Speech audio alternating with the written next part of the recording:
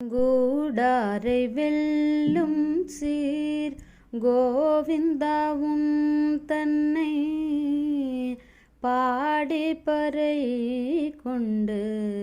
யாம் பெரும் சம்மானம் நாடு புகழும் பரிசினால் நன்றாக சூடகமே தோள்வளையே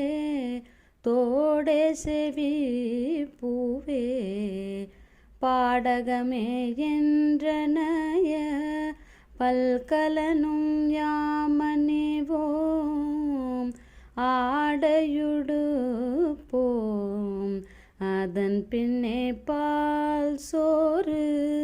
மூடனை பெய்து முழங்கை வழி வார கூடியிருந்து